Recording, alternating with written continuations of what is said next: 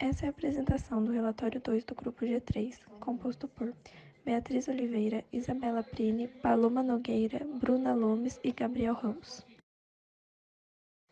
O experimento 1 é sobre o movimento retilíneo uniforme, que é um movimento que ocorre com velocidade constante em uma trajetória reta em intervalos de tempos iguais, percorrendo a mesma distância.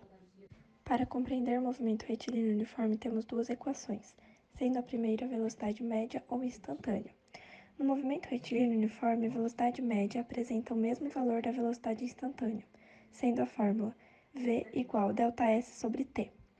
V é velocidade, ΔS variação do espaço e t intervalo de tempo. A segunda equação é a equação horária da posição. Sabendo a velocidade e a posição inicial de um corpo, podemos prever sua posição final ao longo do tempo, sendo a fórmula S igual S0 mais V vezes t. S é posição, S0 posição inicial, V velocidade e t tempo. Levando em consideração as características do movimento retilíneo uniforme, é possível classificá-lo de duas maneiras de acordo com o sentido do movimento. O movimento progressivo, que é quando a velocidade escalar é positiva, representada no gráfico da figura 1, e o movimento retrógrado, que é quando a velocidade escalar é negativa, também ilustrada no gráfico da figura 2. O experimento 2 é um movimento retilíneo uniformemente variado, que também segue uma trajetória retilínea, mas apresenta uma alteração uniforme no módulo da velocidade. Para compreender esse tipo de movimento, temos duas equações principais. A função horária da velocidade, sendo ela v igual v0 mais a vezes t. V é a velocidade de um corpo no instante t, v0 uma velocidade inicial do corpo, a aceleração do corpo e t em um instante qualquer.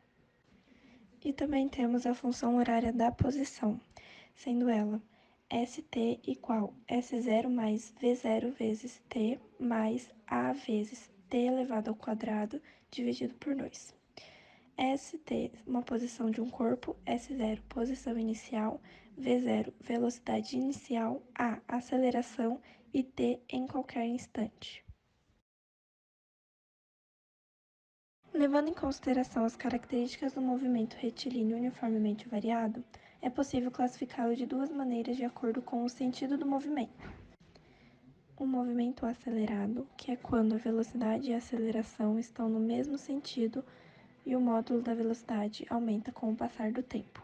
E também o movimento retardado, que é quando a velocidade e a aceleração apresentam sentidos opostos e o módulo da velocidade diminui com o passar do tempo.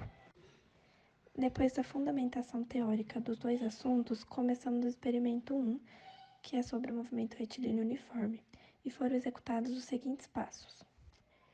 Utilizou-se a planilha de dados disponibilizada pelo professor para preencher as tabelas de medida. Em segundo, transformou-se o erro do tempo de milissegundos para segundos conforme o Sistema Internacional de Medidas. Em terceiro, calculou-se a média das variações de tempo e a velocidade média para as respectivas tabelas 1, 2 e 3 dos próximos slides. E por último, realizou-se os gráficos com os dados das tabelas e analisou-se de acordo com as previsões da teoria.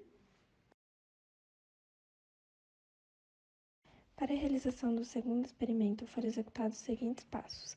Utilizou-se a planilha de dados disponibilizada pelo professor para preencher as tabelas de medida e transformou-se o erro do tempo de milissegundos para segundos conforme o Sistema Internacional de Medidas, assim como foi feito no experimento 1.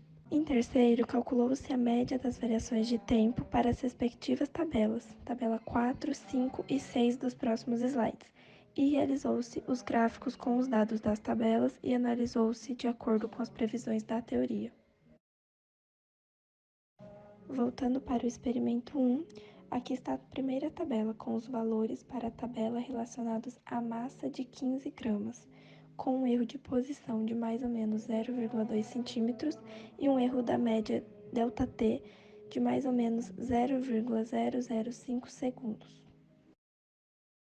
Continuando com o experimento 1, a segunda tabela para valores para a tabela relacionados à massa de 30 gramas, com os mesmos erros, erro de posição de mais ou menos 0,2 centímetros e erro da média ΔT de mais ou menos 0,005 segundos. E por fim, a última tabela de valores para a tabela relacionados à massa de 50 gramas, também com os mesmos erros de posição para mais ou menos 0,2 centímetros e média ΔT de mais ou menos 0,005 segundos. Nesse slide, temos o gráfico 1 da posição em função do tempo, com os dados das 3 tabelas, sendo o erro do tempo de mais ou menos 0,005 segundos e o erro da posição de mais ou menos 0,2 centímetros. Os resultados das tabelas foram divididos em uma legenda, sendo de massa 15 gramas verde, massa 30 gramas azul e massa 50 gramas amarelo. As semelhanças existentes entre as linhas são seus formatos lineares. Todas partem do mesmo ponto e atingem a posição 110 centímetros. As diferenças são as inclinações e as dispersões diversas. Temos os coeficientes angulares x e os lineares y. Os coeficientes lineares desse gráfico são aproximadamente 30, indicando que a posição inicial x0 do móvel é de 30 centímetros. Analisando os valores das velocidades nas tabelas 1, 2 e 3, percebemos que esses valores estão aproximadamente iguais com os valores dos coeficientes angulares de cada reta no gráfico. O significado físico do coeficiente angular é a velocidade do carrinho, e as equações horárias do movimento são mostradas no gráfico e aparecem conforme a equação 2. Nesse slide temos o gráfico 2, também é sobre a velocidade em função do tempo, utilizando os dados das 3 tabelas. Observando-se a área sobre cada linha de cada massa no gráfico e calculando o valor das mesmas, observa-se que o valor da área indica a distância percorrida pelo carrinho. E quando se calcula a área sobre as linhas, utilizando-se a fórmula da área do retângulo, conclui-se que todas as áreas se aproximam de 80 centímetros. Voltando para o experimento 2, aqui tem a tabela 4 com os valores para a tabela relacionada à massa de 15 gramas, com um erro da posição de mais ou menos 0,2 centímetros e um erro da média ΔT de mais ou menos 0,005 segundos. Aqui temos a tabela 5 relacionada à massa de 30 gramas e por fim a tabela 6 com valores relacionados à massa de 50 gramas. Aqui temos o gráfico da posição final em função do tempo, com os valores das tabelas 4, 5 e 6. O formato das curvas desse gráfico é uma parábola, e o coeficiente angular tem o significado físico da velocidade instantânea do móvel, e o coeficiente linear tem o significado físico da posição inicial do móvel. As equações horárias do movimento são mostradas no gráfico e aparecem conforme a equação 4. E aqui finalizamos o último gráfico da velocidade em função do tempo, também utilizando os dados das tabelas 4, 5 e 6.